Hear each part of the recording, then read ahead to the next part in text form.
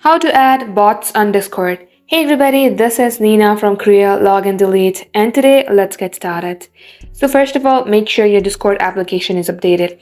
If not, open up Play Store, search for Discord. If you see update sign here, tap onto that and update your application. Once done, open up your Google Chrome and at the software type in @GroovyBot. Now go on to the first link that says add GroovyBot to Discord. If you are logged into your account in your app, you will see this page in your web browser. At this page, go on to add to server and add the name of your server that's on your Discord app. Once done, go to continue.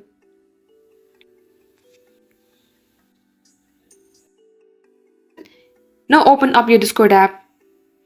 And just like so, you can see that that bot has been added to your server.